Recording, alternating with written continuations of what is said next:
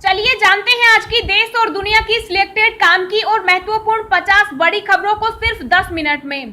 पर अभी तक आपने इस वीडियो को लाइक नहीं किया तो लाइक कर दीजिए। तो चलिए वीडियो स्टार्ट करते हैं। वैक्सीन की दोनों डोज ली है तो अब हवाई यात्रा में मिलेगी 10% की छूट। एम्स डायरेक्टर रणदीप गुलेरिया बोले, सितंबर से शुरू हो सकता है बच्चों का वैक्सीनेशन अभियान। यूपी धर्मांतर मामला आरोपी उमर गौतम और जहांगीर के खिलाफ लगेगा गैंगस्टर एक्ट, सीएम योगी ने दिए निर्देश। बेटे के 18 साल के होने पर खत्म नहीं होती पिता की जिम्मेदारी, उठाना होगा पढ़ाई का खर्च, Delhi high court. Telangana CM Chandrashekhar Rao बोले, कोरोना पर लोगों को डरा रहा मीडिया, मैं पैरासीटामोल खाकर ही ठीक हो गया। तीसरी लहर से पहले देश में बढ़ रहा डेल्टा प्लस वेरिएंट का खौफ, अब तक मिले 40 मरीज। घर घर राशन योजना पर फिर आमने सामने हुई केंद्र और दिल्ली सरकार, केजरीवाल बोले, देश को पहली बार मिला ऐसा झगड़ालू प्रधानमंत्री। आईडीबीआई सरकारी बैंक को प्राइवेट हाथों में सौंपने की ओर केंद्र का एक और बड़ा कदम, एलआईसी भी है साझेदार। भारत में पिछले 24 घंटे में कोरोना संक्रमण के 50,817 नए मामलों की पुष्टि, वहीं 1,359 लोगों ने गंवाई जान। केंद्र सरकार ने राज्यों को भेज दिया गरीब कल्याण अन्न योजना के तहत राशन, 76,72,000 मीट्रिक टन मुफ्त अनाज की हुई आपूर्ति। पूरी तरह फंसे चीन से वैक्सीन लेने वाले 90 देश, संक्रमण बढ़ा तो बहानेबाजी में लगा ड्रैगन। अब मनरेगा साइटों पर दी जाएगी कोरोना वैक्सीन, स्वास्थ्य विभाग ने जारी की नई गाइडलाइंस। कोरोना मास्क से छूट देने वाले पहले देश, इजराइल पर टूटा महामारी का कहर, वैक्सीन ले चुके लोग हो रहे संक्रमित। कोरोना से बेसहारा हुए बालक बालिकाओं और विधवाओं को सहारा देगी सरकार। एक्शन का दिखने लगा असर, विजय माला, नीरव मोदी, मेहुल चोकसी की 9,371 करोड़ की संपत्ति सरकारी बैंकों को ट्रांसफर।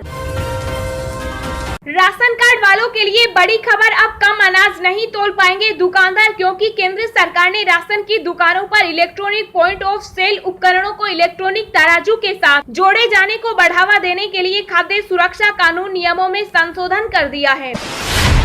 पेट्रोल डीजल के और बढ़ेंगे दाम, 2022 तक राहत मिलने के आसार नहीं, जानिए क्या कहती है अमेरिका की रिपोर्ट। टीका की पहली डोज के साथ दूसरी डोज भी समय पर लगाने के काम को दे प्राथमिकता, गहलोत। अनलॉक के बीच क्या अब स्कूल भी खुलेंगे, जाने किस राज्य का अब तक क्या फैसला, ये खबर भी जानेंगे आगे विस्तार से। 24 जून को आसमान में दिखेगा स्ट्रॉबेरी मून, होगा 2021 का आखिरी सुपर मून। अमरिंदर सिंह पर वार से हिट विकेट हुए नवजोत सिद्धू, हाई कमान ने चुनाव के लिए कैप्टन को दी टीम की कमान। पीएम मोदी से कभी खराब नहीं रहे संबंध, उद्धव की मुलाकात के बाद सप्ताह के अंदर शिवसेना का नरम रुख। रेलवे स्टेशन पर लौटने लगी रौनक, महामारी के प्रति दिख रही लापरवाही। जी हां दोस्तों, और भी बहुत बड़ी काम की खबरें निकल कर आ रही हैं, इसलिए वीडियो को लास्ट तक जरूर देखना। तो चलिए अब जानते हैं जो महत्वपूर्ण खबरें हैं उनको विस्तार से। पर इससे पहले अभी तक आपने इस वीडियो को लाइक नहीं किया तो लाइक कर दीजिए। अनलॉक के बीच अब क्या स्कूल भी खुलेंगे, जाने किस राज्य का अब तक क्या फैसला। जी हां, देश में कोरोना वायरस के सक्रिय मामले हर दिन घट रहे हैं, तो इस बात की चर्चा जोर पकड़ने लगी है कि क्या जल्द स्कूल खुलेगी। कोरोना की दूसरी लहर कमजोर पड़ने के साथ ही कई राज्यों में लॉकडाउन में ढील दी जा रही है।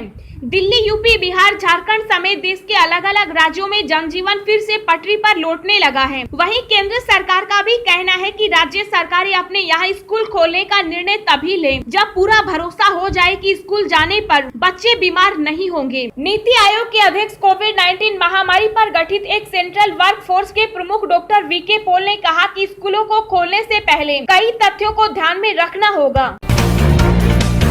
वैक्सीन लिया है तो अब हवाई यात्रा में भी मिलेगी छूट। जी हां, सरकार कई तरह से लोगों को कोरोना वैक्सीन लेने के लिए प्रेरित कर रही है। ऐसे में अब कंपनियां भी लोगों को वैक्सीन के लिए प्रेरित कर रही हैं। एयरलाइंस कंपनी इंडिगो भी इसमें आगे आई है। इंडिगो ने 23 जून से वैक्सी फेयर स्कीम की शुरुआत की है। अगर कोई यात्री वैक्सीन की दोनों डोज ले चुका है तो उसे 10% की छूट देने का ऐलान किया गया है। राशन कार्ड वालों के लिए बड़ी खबर, अब कम अनाज नहीं तोल पाएंगे दुकानदार, सरकार ने लिया बड़ा फैसला। जी हां, खाद्य कानून के तहत लाभार्थियों को सही मात्रा में खाद्यान्न उपलब्ध कराने के लिए सरकार ने बड़ा कदम उठाया है। केंद्र सरकार ने राशन की दुकानों पर इलेक्ट्रॉनिक पॉइंट ऑफ सेल उपकरणों को इलेक्ट्रॉनिक तराजू के साथ जोड़े जाने को बढ़ावा देने के लिए खाद्य सुरक्षा कानून नियमों में संशोधन कर दिया है। सरकार ने लाभार्थियों के लिए अनाज तौलते समय राशन की दुकानों में पारदर्शिता बढ़ाने और नुकसान को रोकने के उद्देश्य से यह कदम उठाया है। राष्ट्रीय खाद्य सुरक्षा अधिनियम यानी NFSA के तहत सरकार देश के करीब 80 करोड़ लोगों को प्रति व्यक्ति प्रति माह 5 किलो गेहूं और चावल क्रमशः 2 से 3 रुपए प्रति किलोग्राम की रियायत दर पर प्रदान कर रही है। एम्स डायरेक्टर रणदीप गुलेरिया बोले, सितंबर से शुरू हो सकता है बच्चों का वैक्सीनेशन अभियान। जी हां, कोरोना संक्रमण से जूझ रहे देश के लिए एक अच्छी खबर है। एम्स के निदेशक डॉक्टर रणदीप गुलेरिया ने कहा कि सितंबर तक बच्चों का टीकाकरण अभियान शुरू हो सकता है। डॉक्टर रणदीप गुलेरिया केंद्र सरकार के कोविड-19 टास्क फोर्स के प्रमुख सदस्य और जाने माने पल्मोनोलॉजिस्ट हैं। उन्होंने कहा है कि दूसरे और तीसरे फेज के ट्रायल पूरे होने के बाद बच्चों के लिए कोवैक्सीन का डेटा सितंबर तक सामने आ जाएगा। उसी महीने इस वैक्सीन को बच्चों को लगाने के लिए मंजूरी मिल सकती है। एम्स डायरेक्टर ने यह भी कहा कि अगर भारत में फाइजर बायोएनटेक की वैक्सीन को हरी झंडी मिल जाती है तो वह भी बच्चों के लिए एक विकल्प हो सकती है।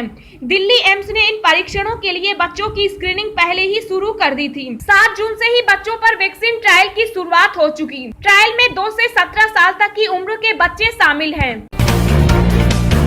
पेट्रोल डीजल के और बढ़ेंगे दाम, 2022 तक राहत मिलने के आसार नहीं। जानिए क्या कहती है अमेरिका की रिपोर्ट। जी हां, पेट्रोल डीजल की कीमतों के मामलों में आने वाला दिन और परेशान करने वाला है। मानकर चलें कि पेट्रोल और डीजल की खरीद पर आपको और भी अपनी जेब ढीली करनी पड़ सकती है। इस बात की आशंका बैंक ऑफ अमेरिका ने जताई है। बैंक ऑफ अमेरिका की एक रिपोर्ट बताती है कि साल 2022 आते आते ईंधन के दाम $100 यानी कि 7200 रुपए बैरल हो सकती है। एक बैरल में 159 लीटर तेल होता है। इस आधार पर 159 लीटर कच्चे तेल के लिए $100 या लगभग 7200 रुपए चुकाने होंगे। यह कच्चे तेल की कीमत है। इसके बाद रिफाइनिंग आदि का खर्च अलग होता है। जाहिर है कि ब्रेंट क्रूड के दाम आसमान पर चढ़ेंगे तो भारत इससे अछूता नहीं रहेगा। भारत ज्यादा प्रभावित होगा क्योंकि यहाँ की गाड़ियाँ आयातित तेल पर चलती हैं। कोरोना मास्क से छूट देने वाले पहले देश इजराइल पर टूटा महामारी का कहर, वैक्सीन ले चुके लोग हो रहे संक्रमित। जी हां, दुनिया भर में पिछले 1.5 साल से कोरोना वायरस ने तबाही मचा रखी है। कई देशों में वायरस की दूसरी और तीसरी लहर ने भी जमकर कोहराम मचाया है। पिछले हफ्ते ही इजराइल ने आउटडोर और इंडोर मास्क से छूट देने वाला पहला देश होने का दावा किया था। इसके एक हफ्ते बाद कोरोना वायरस ने एक बार फिर इजराइल पर अपना कहर बरपाना शुरू कर दिया है। कोरोना का डेल्टा वेरिएंट वैक्सीन ले चुके लोगों को अपनी चपेट में ले रहा है। इजराइल उन देशों में शामिल है जो अपनी आधी से अधिक आबादी का वैक्सीनेशन कर चुके हैं।